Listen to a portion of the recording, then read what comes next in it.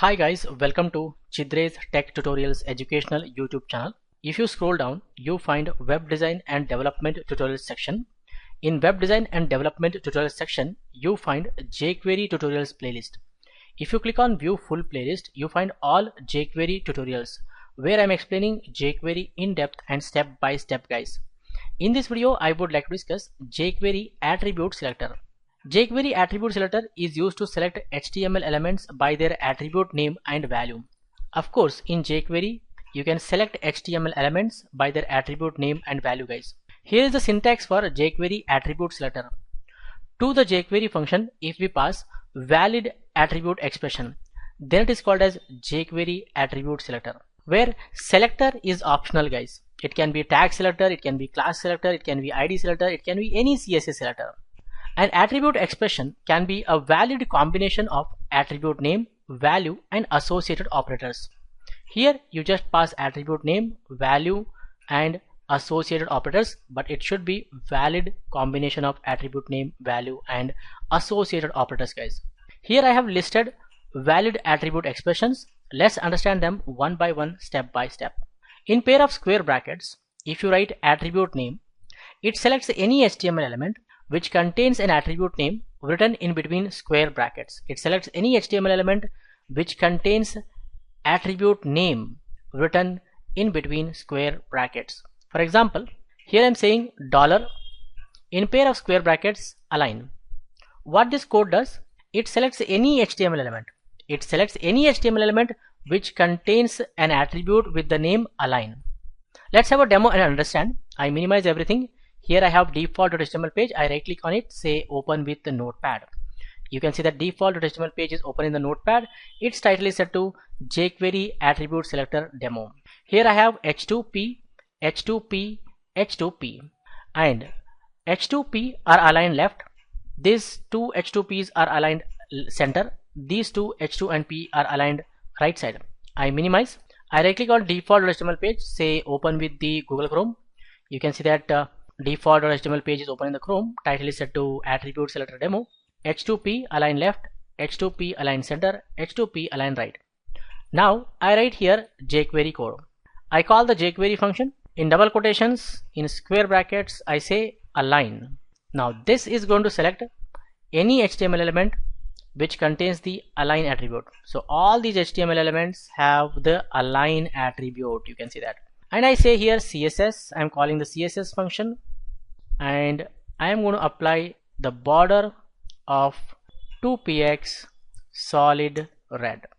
If I save, go to browser and reload, you can see that all the elements are having now 2px solid red. So we are able to select HTML elements which have the align attribute. Okay. Next syntax is, you can see, you can write the selector and in between pair of square brackets write the attribute name. What this code does, it selects any HTML element targeted by the selector.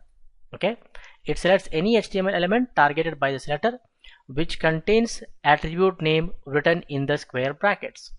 For example, here P square brackets align. What it does, it selects any paragraph element which contains an attribute with the name align. See, here we have not written the selector. So what it does, it selects any HTML element, whereas here it selects any paragraph element, only paragraph element. Okay, let's see now. If I come here and write P, it selects any paragraph which contains align attribute.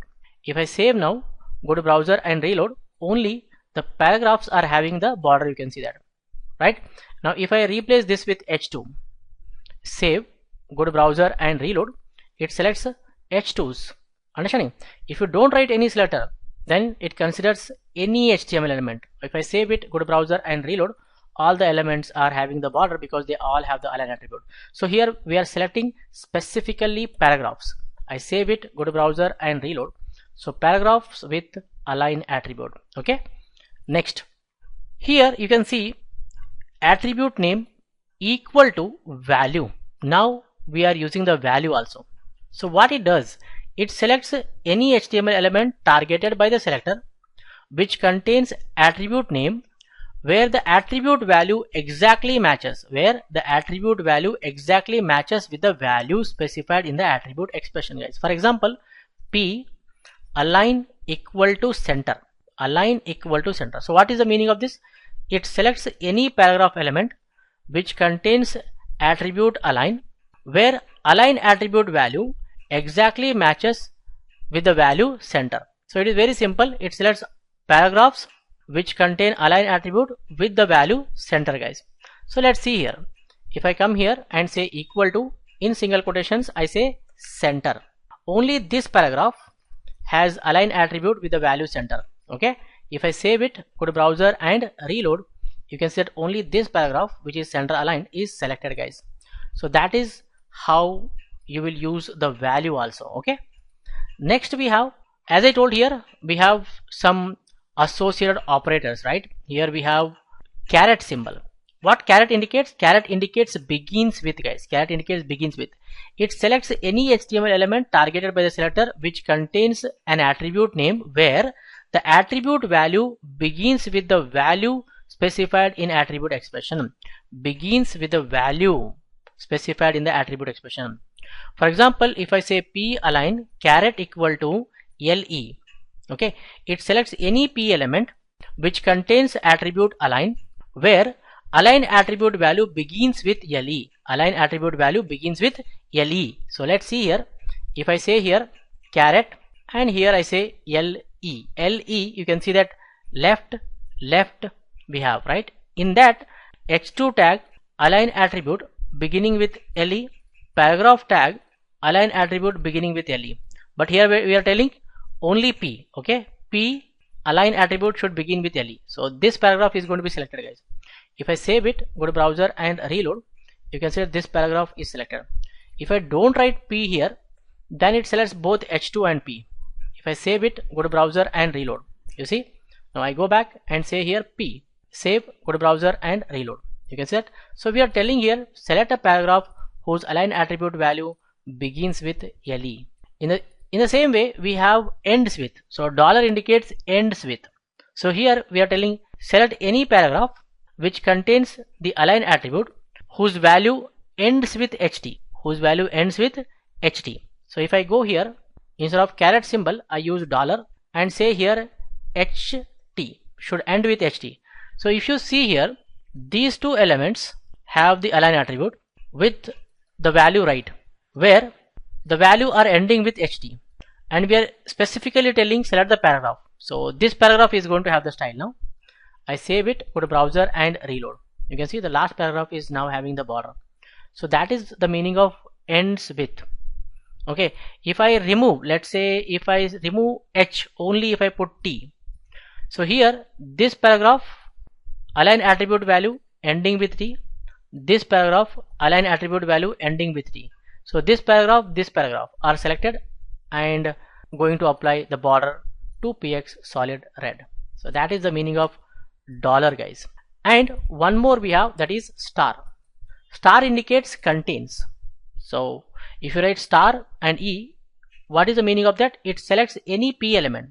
It selects any p element which contains an attribute align where align attribute value contains e, where align attribute value contains e. So instead of writing dollar here, if I write star and say here e, okay, what I am telling, select any paragraph whose align attribute value contains e. So here left, center, okay, I am specifically selecting paragraph, so don't worry about h2 now. So here this paragraph align attribute value contains e, this paragraph align attribute value contains e. So this one, these two paragraphs are going to have the border. Now I save it, go to browser and reload, you see these two paragraphs are having the border aligned, border applied. So that is about the attribute selector, guys. So you can select HTML elements by their attribute name and value. Okay, that's it, guys, for this video tutorial. I suggest you people to watch this video again and again. Try everything whatever I explained. If you try, you get more clear idea, guys. You have to experiment. In the upcoming video tutorials we discuss more about jQuery. For more benefits and be up to date, do not forget to subscribe to our YouTube channel. Keep learning, keep coding, keep sharing. Thank you, guys. Thank you very much. See you in the next tutorial.